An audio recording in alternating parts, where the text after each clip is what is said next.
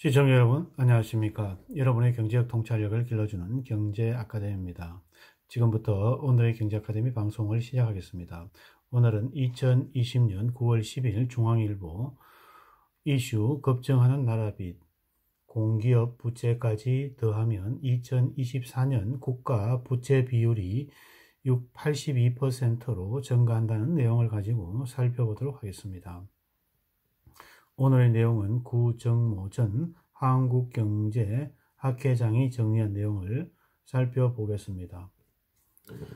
브레이크 풀린 나라 빚 증가 속도와 전례 없는 부채 규모의 대한민국이 대한빚국이 될 수 있다는 우려가 커지고 있습니다. 정부는 증가율이 연 7에서 9%에 이르는 초슈퍼 예산을 4년 연속 편성하였습니다. 내년에도 예산은 올해보다 43조 원 정도 늘어난 555조 8천억 원으로 편성했는데 90조 규모의 적자 국채를 발행할 예정입니다. 들어오는 세금이 모자라니 빚을 내어 이를 메우는 게 습관처럼 반복되고 있습니다. 여기에는 재정을 마중물 삼아 신종 코로나 바이러스 감염증에 따른 경기 침체를 극복하겠다는 의지가 담겨 있습니다. 국가가 돈을 써야 할 때가 있으면 빚을 내서라도 써야 합니다. 다만 전시라도 거기에 원칙이 있고 절도가 있어야 합니다.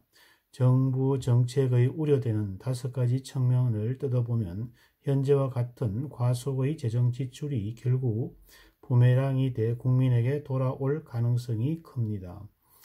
문재인 정부의 15% 나라빚 증가 너무 빨라.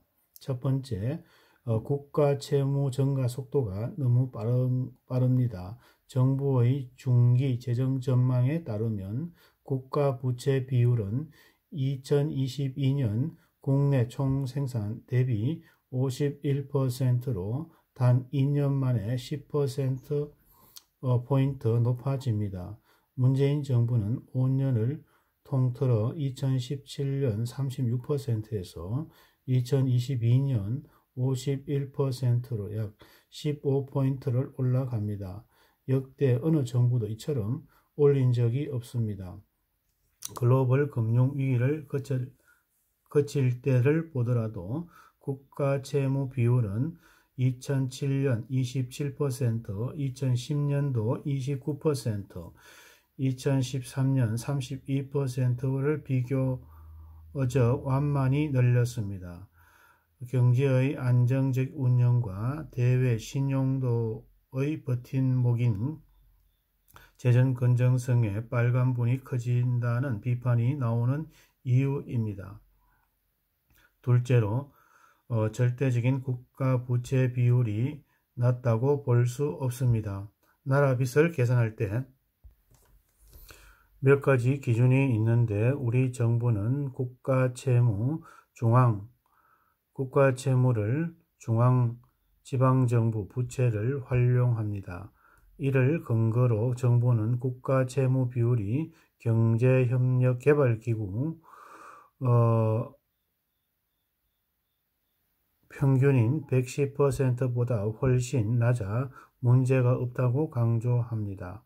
OECD는 D1의 비영리 공공기관의 부채를 합한 일반 정부의 부채 D2를 주요 기준으로 삼습니다. 여기에 비금융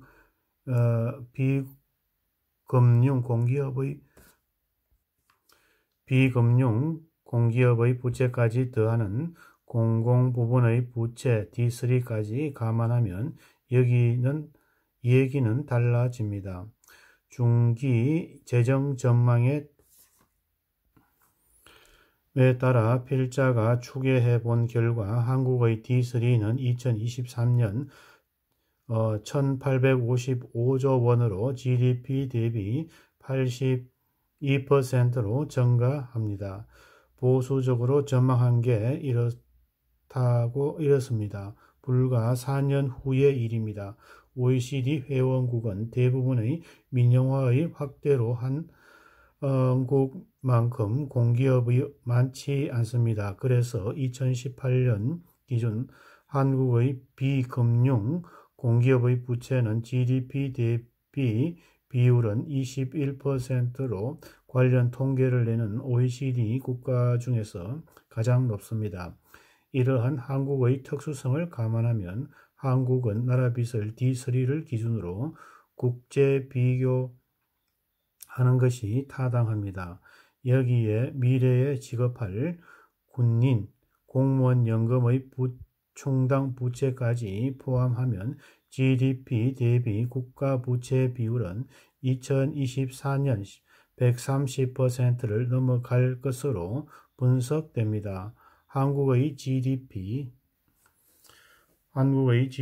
대비 연금 충당 부채 비율이 2018년 기준 49%로 OECD 중에 최고 수준입니다. 결국 기축통화를 보유했거나 사회적인 자본이 탄탄한 OECD 선진국과 단순 비교해 재정 여력이 충분하다고 판단하는 건 근시안적인 사고입니다. 셋째, 적자 재정의 경제 성장에 대한 기여가 제한적입니다.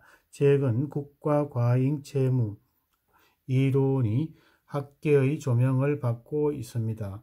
국가 부채 비율이 90%를 넘어서면 재정 악화는 저금리, 저성장으로 이어진다는 내용입니다. 그리스, 이탈리아, 일본 그 전형적인 사례입니다. 한국은 4, 5년 후면 90%의 D3 기준에 가깝게 되는 것입니다. 여기에 세계 최저의 출산율과 최고의 수준의 고령화 속도까지 걱정해야 합니다. 한국은 2018년 고령화 사회에 진입했는데 유럽의 선진국의 고령 사회에 들었을 때 국가 부채 비율은 한국보다 훨씬 낮습니다. 앞으로 적자 재정의 성장의 기여도는 빠르게 위축될 수밖에 없습니다. 복지 제도의 중첩과 복잡한 전달 체계도 문제입니다. 넷째, 이전 지출 확대의 효과도 제한적입니다. 1차 긴급 재난지원금이 줄어든 가계 소득을 보존해주는 효과는 있었습니다.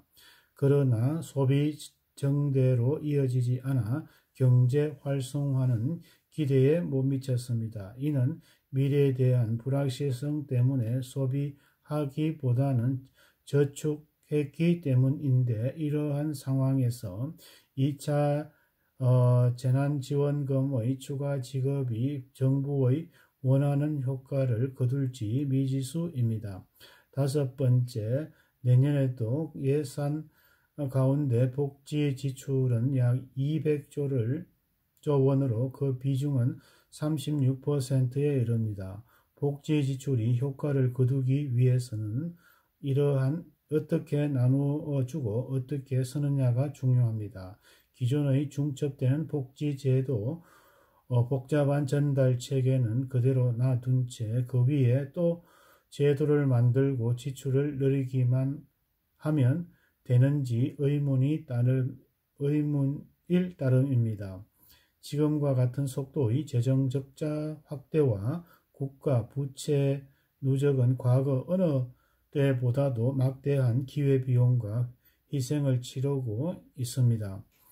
정책 당국의 이에 대한 인식이 부족하다고 판단됩니다. 만성적인 재정 적자에도 공공부문의 일자리 창출에만 열을 올렸던 그리스, 잃어버린 10년의 탈출하기 위해 빚을 내어 공공